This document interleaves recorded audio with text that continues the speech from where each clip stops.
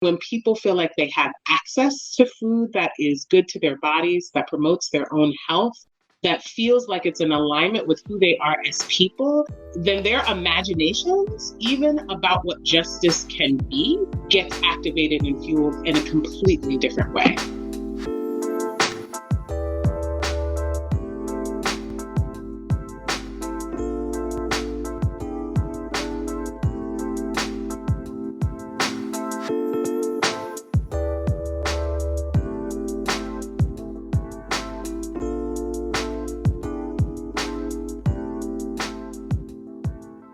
You're now listening to In Praxis, a podcast from the Praxis Project created to support, hear from, and uplift the stories coming out of the ecosystem of base-building organizing, an ecosystem that includes frontline groups building community power and the folks who help support their important work. In Season 3, our host, Blair Franklin, is exploring community-driven strategies for food justice. Our guests are incredible community organizers working to advance fair farming practices, community-led urban farming, and equitable food procurement and retail. These are their stories about how we feed our communities with healthy, culturally appropriate, fair, and affordable food, and build community power to advance health equity through food justice.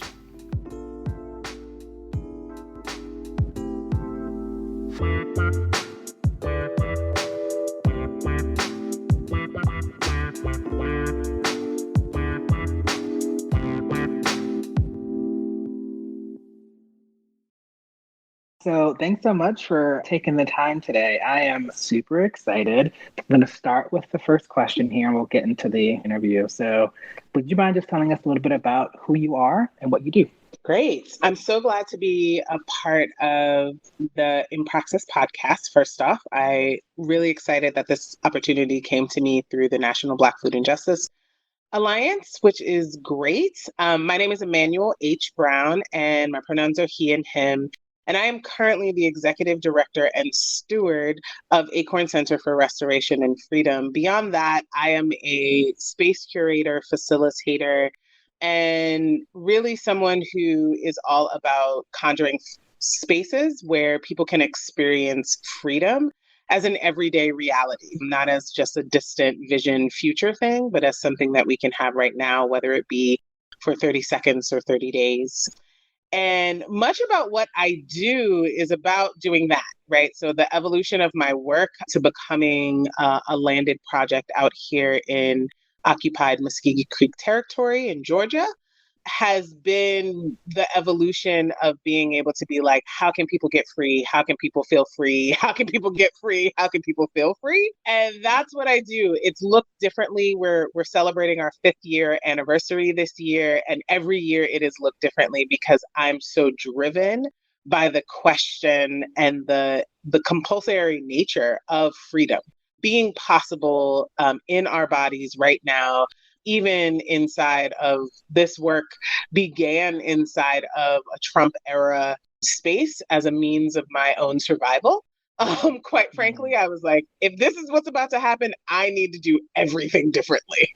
And I believe that my people need something different. And so our basic work is that we host wellness, artistic, and spiritual spaces for BIPOC folks, queer and trans folks who are interested in being in the curiosity of freedom.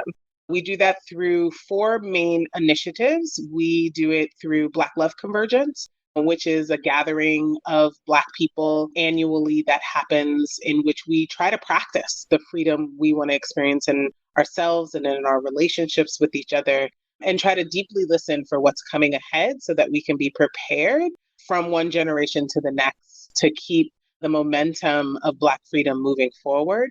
Our second initiative is called The Well, which is mostly and has mostly been virtual programming or pop-up programming that we've done locally to provide people with access to wellness services and care, root medicine, and traditional practice, largely for free or donation-based. And then we also have Transvisible, which is our leadership development and spiritual development program that is centered around transgender, gender nonconforming, non-binary, two-spirit artists and creatives.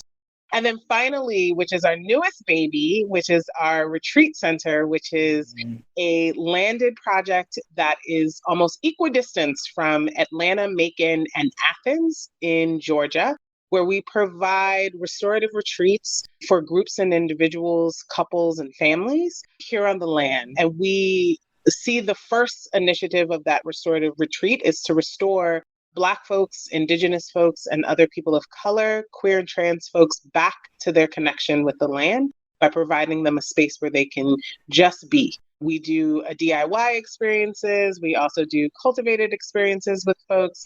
And we try to just create a place where people can really see themselves connected to some piece of land, as we find that to be a huge component of how people can imagine freedom in this time and age. Whew.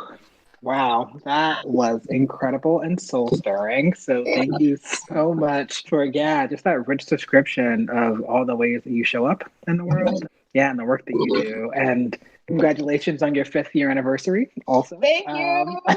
You're welcome. You're welcome. So exciting. And many more years of helping folks get free and feel free. And so curious about, you're doing a lot of land stewardship work, a lot of wellness work with Black, queer, and trans folks in particular. Can you just talk about food justice, actually, and how food justice intersects with the work that you do? Yeah, when I think about the story of food in my work, I don't even know how they could be separate. Really, this edge of the work, this idea about like cultivating spaces where freedom is possible, started Friday nights at my mom's house when she would often have a fish fry dinner. My mother, for a good chunk of my childhood, ran a daycare center that catered to largely Caribbean families who were second and first generation immigrant families.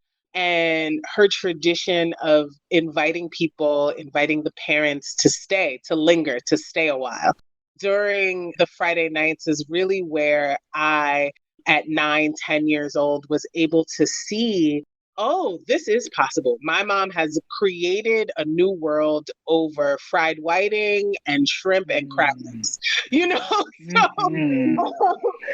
I didn't think, or, at the time, I didn't understand what I was looking at. But over time, I come back to that place time and time again.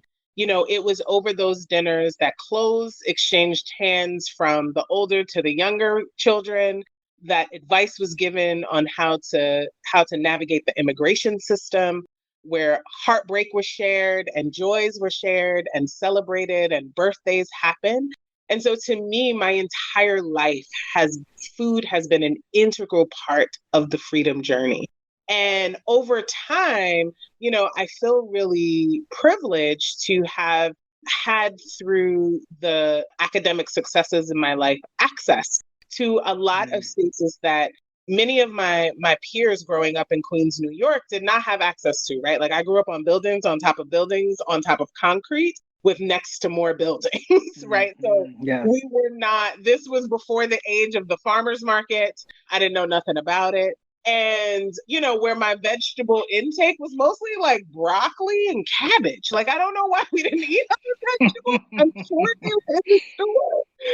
Every now and again, a carrot would cross the plate. Greens, collard greens would come through. But like, really, my basic vegetable intake was broccoli and cabbage. And so the idea that food, like where food began, wasn't something that I grew up with, right? I grew up with grocery stores and bodegas. I didn't grow up with people who had even trees in their backyard that were producing food.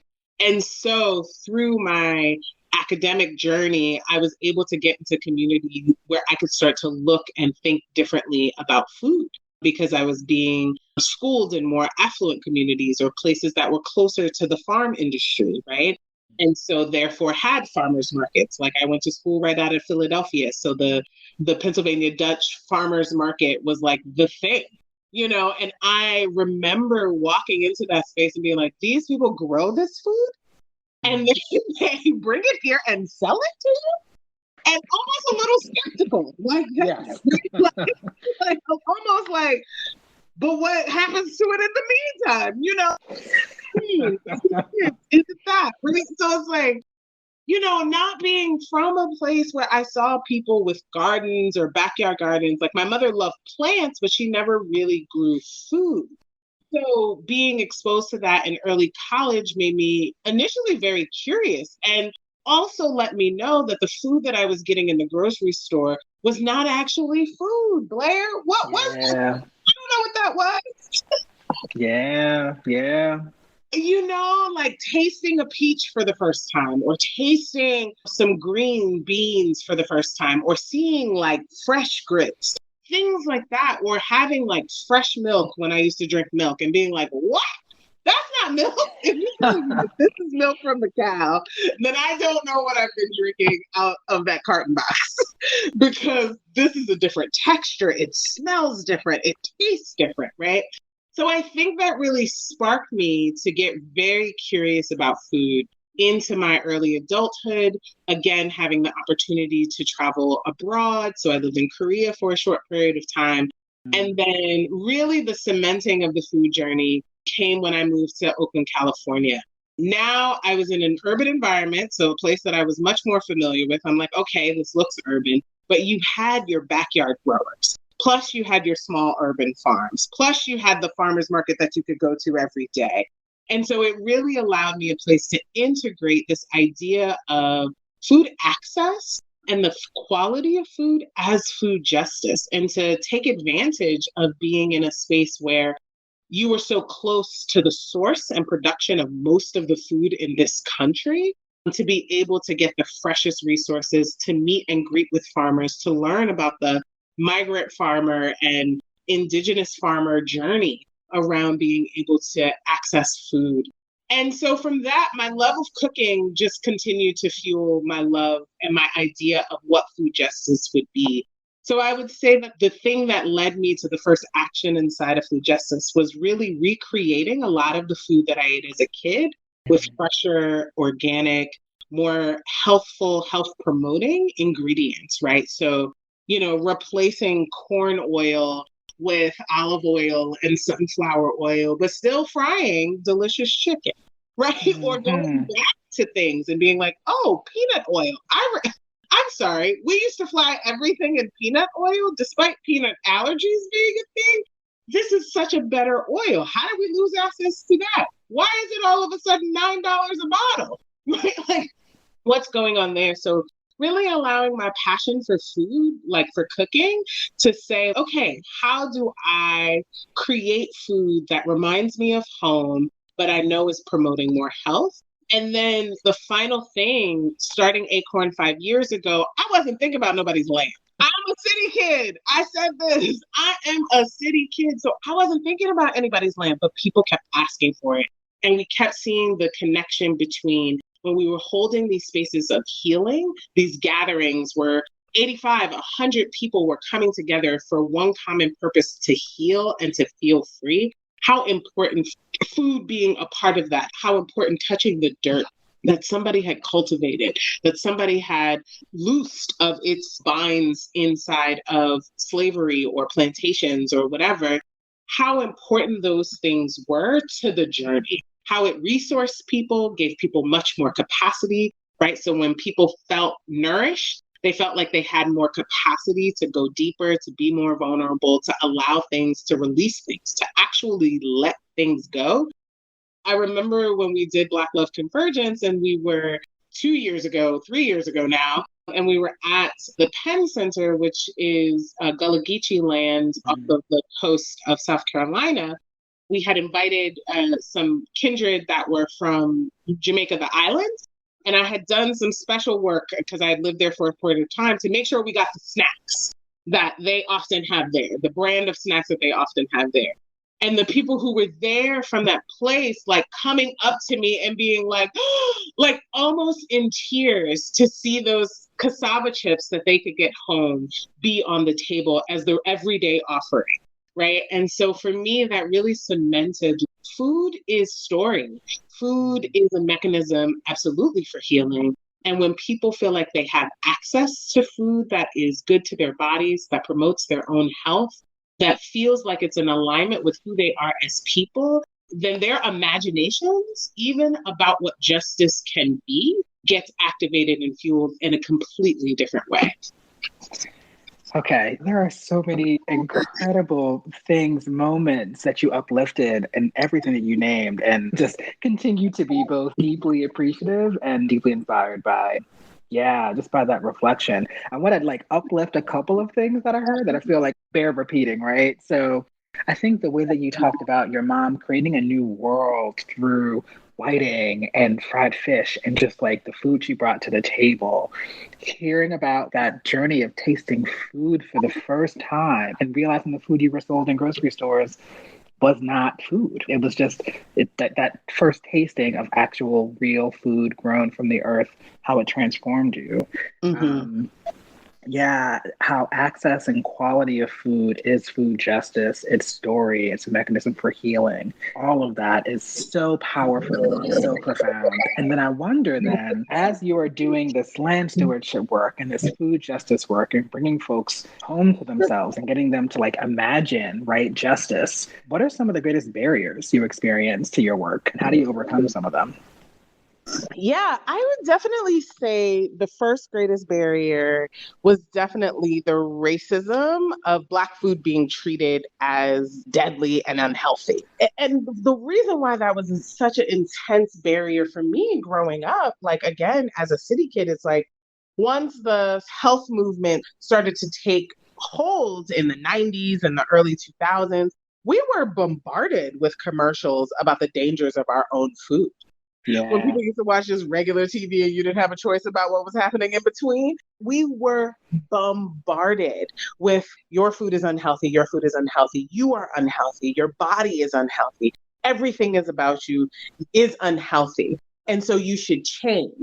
And the change wasn't necessarily talked about as like change to more traditional versions of these foods that you don't have access to anymore. So we're going to no longer have that peanut oil be $9 a bottle. We're going to drop it down to 3 so that you can actually access the way you used to fry food instead of having to be in our capitalist driven corn oil markets.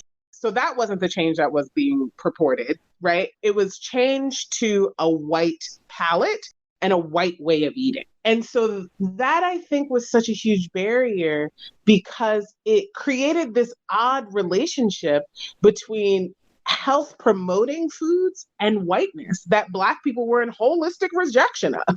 That if you ate certain things, like now, even though Michelle Obama was like the face of the My Plate, I don't think anybody even knows how much she had to do with all of that because people saw that as giving up a piece of Blackness, right? They saw it as stepping outside of their cultural norms.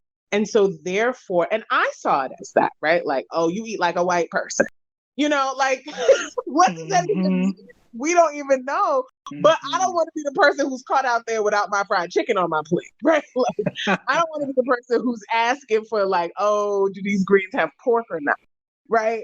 I don't want to be that person. And I see that happening culturally within Black community for so long that it was a huge barrier to be like, actually, our food in its traditional forms, in the ways that we, people were talking about like we were making do with things, but I'm like, the things that we were making do with were so much more health promoting than the things that they offer us now, right? And the ways of preparation and the slowness of food, right? And not moving into fast food and things like that. Those are not our traditions. McDonald's is not Black culture, right? Like that. You couldn't even go into McDonald's for so long. Like, that's not us, right? So how do we separate those things? I think another big barrier is people's access to food that is health actually promoting, not just subsistence food, not just having, why would you go to the store if the potatoes are $1, if the white rustic potatoes are $1 a pound and the kale is $2 a pound, somebody on a budget is going to be like, listen, I'm going to feel more full, I'm going to have more of what I need with these potatoes than this kale. So being able to financially access the foods or locally access the foods, right? Like where grocery stores are put up in a way, like living in different urban environments across my adulthood life, I never ran across an urban environment was at least some portion of that city was completely cut off from food, where people had to go 20, 30, sometimes even 40 minutes away just to get to an actual grocery store. And so being able to access good, nutritious food is a whole thing.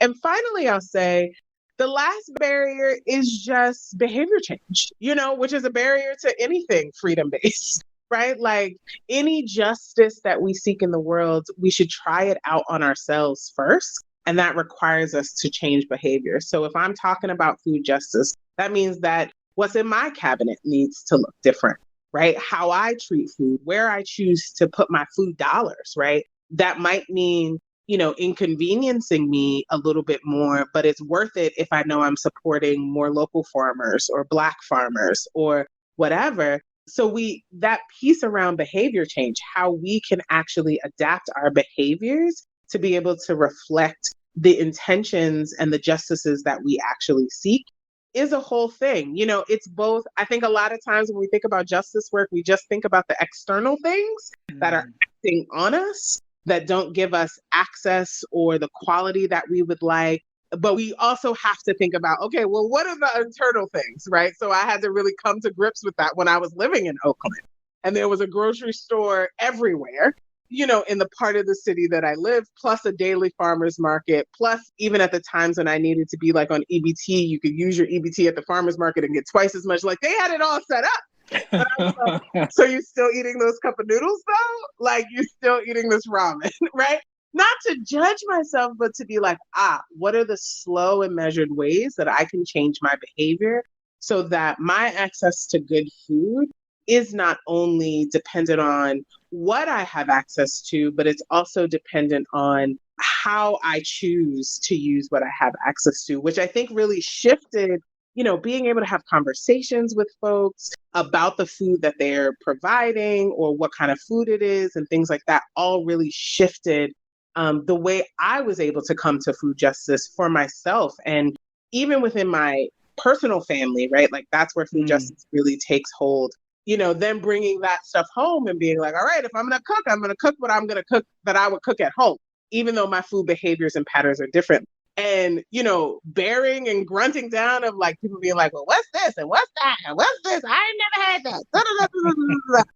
Right? Because at the end of the day, it was delicious and on the plate and they ate it. Right? So just being able to be like, okay, like it was worth it for me to be able to prepare this meal for my family, which I love to do. And even to go through what might feel like some cultural ridicule or something like that, to be able to say, except now I'm also introducing them to new things that feel like us still, but they have a different way of accessing it. Yes. Again, you're talking really so clearly about food access, kind of talking about our ancestral traditions, right? Of like really rooting back to recognizing how healthful Black food is and what it means to actually like deny or reject kind of the capitalist food that's brought to us every single day, but really kind of going back and rooting in more of our cultural truth.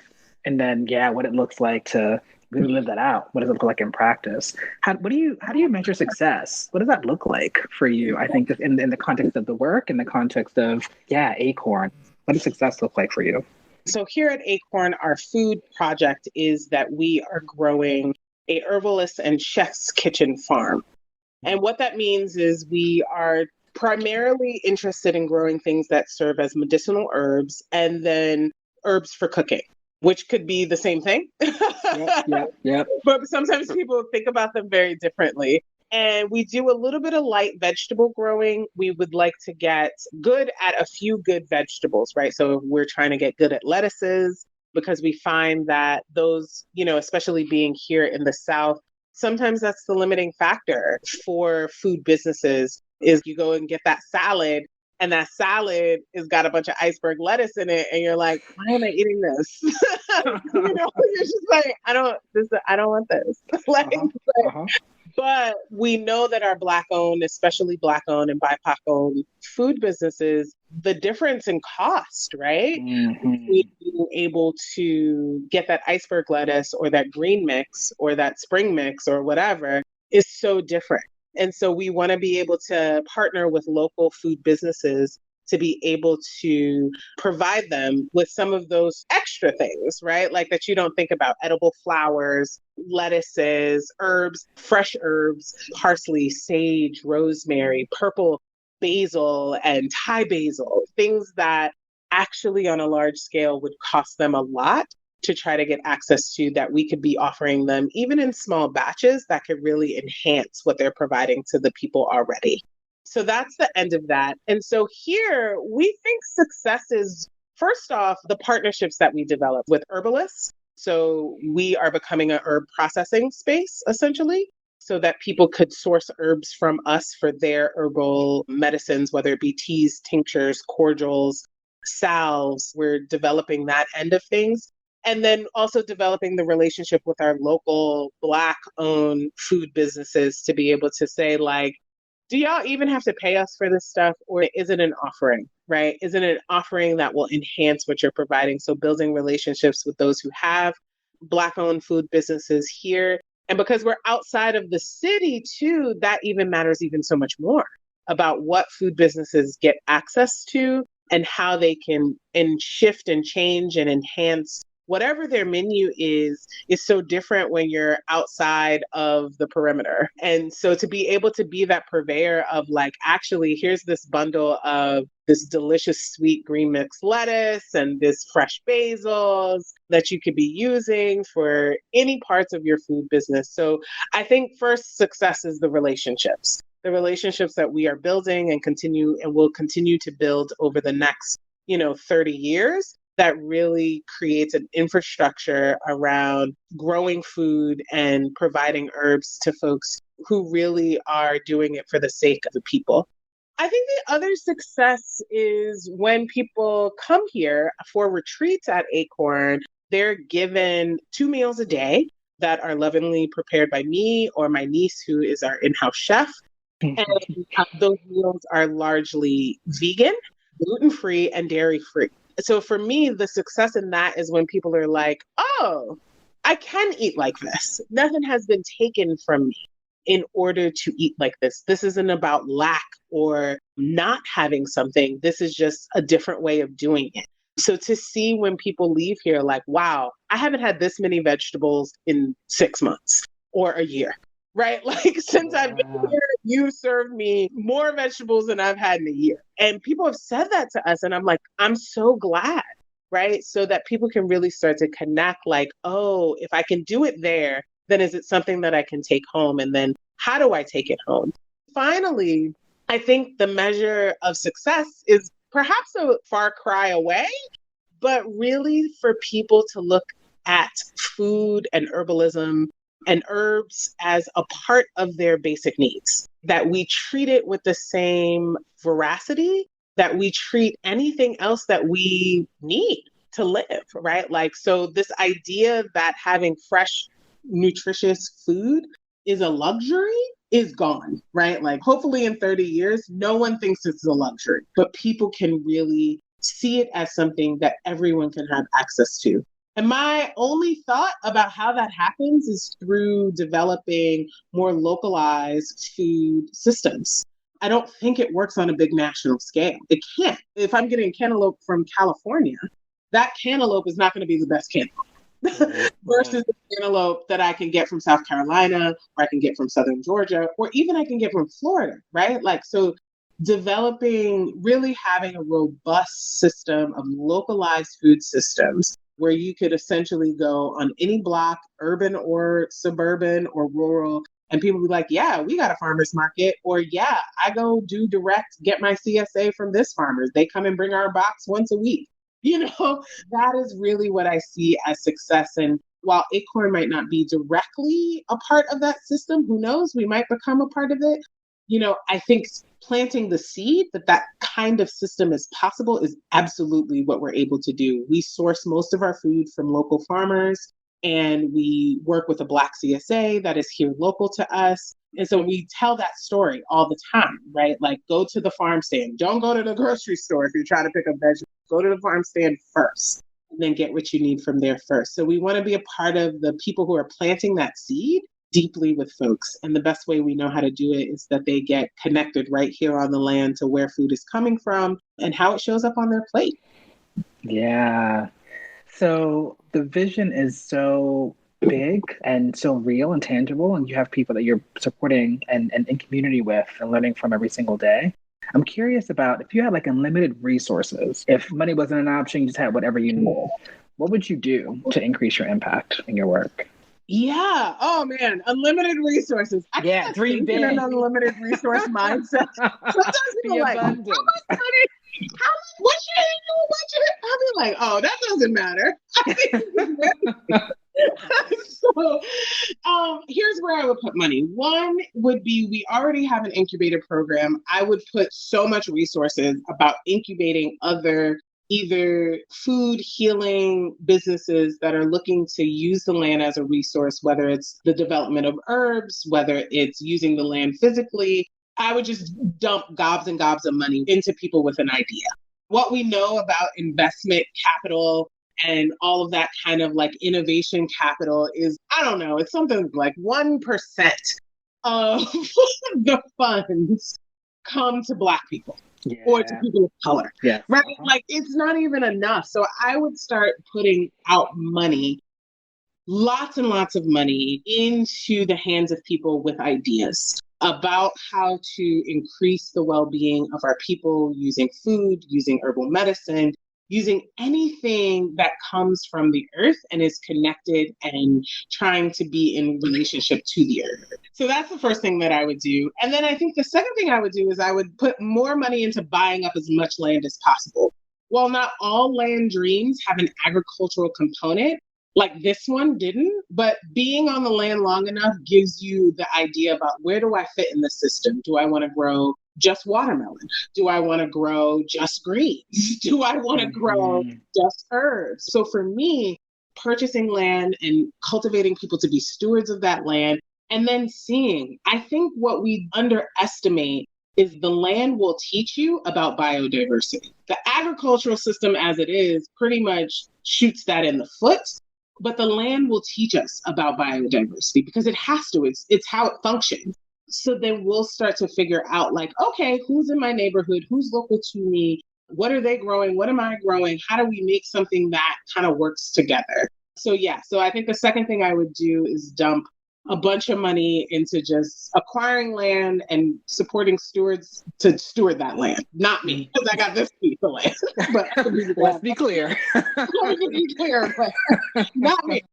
Other stewards on other pieces of land. I can snatch them up and then I'm going to put you on it, you know. And then finally, I think I would support, even in this COVID era, like, how do we continue to learn? You know, my people are Caribbean, and so going back and forth to the Caribbean has been crucial. Even though Caribbean islands are largely barred from having their own internal farming structure, there's still so much to learn in how people do things. Everybody's got a backyard garden that got something in it. Everybody's doing some sort of trade with everyone.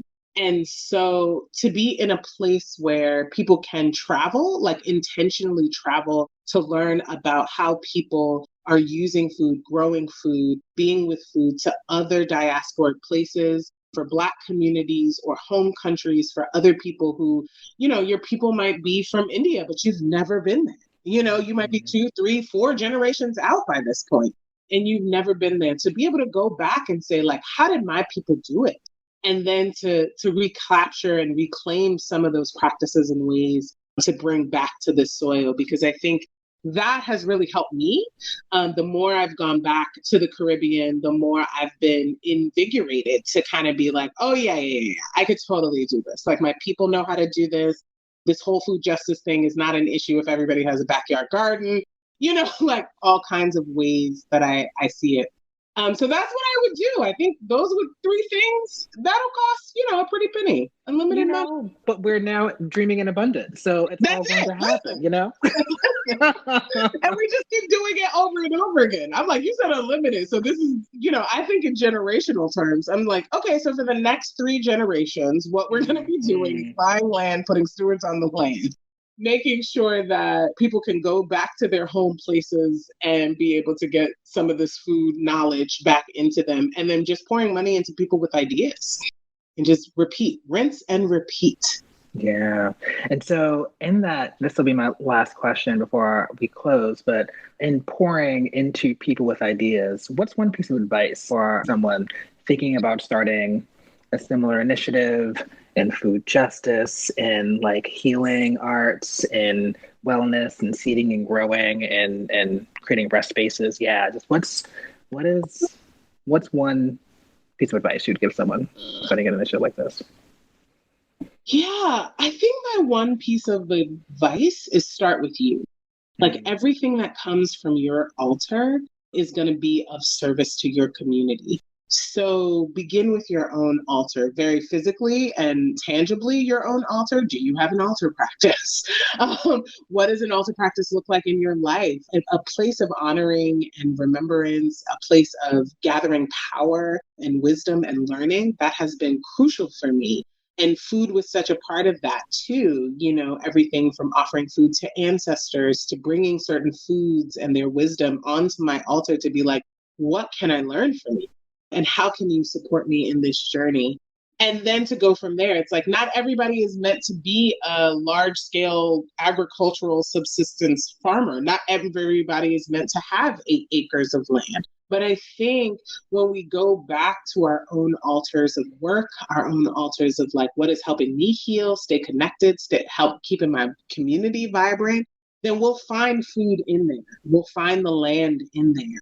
That's what I would say to folks, like start there and then see what you can offer from your own altar of work and of practice and of service. Because again, the land will tell you exactly what it needs and also what you can do to support its growth, its evolution, regeneration inside of it. But yeah, start with your own altar.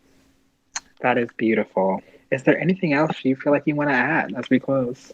The only thing that I would add is I think food is also a place of connection. And I think our connections are everything and our relationships are the pathway to freedom, right? So for me, I think as much as you can share what you're learning about food with the people that you love, bringing it into your work or your organizing work is as much as it will offer new capacity to folks to really address things that we have not even seen yet, but also new capacity for healing and dreaming and visioning. So share food as often as possible. Share your story of food, what you're doing and how you're approaching food, how food inspires you with your people as often as you can. Emanuel, thank you so much. This was, I feel like, just deeply healing in and of itself, just listening to all that you had to share, all the wisdom you shared with us today. So thank you for taking the time. Thank you so much, Blair.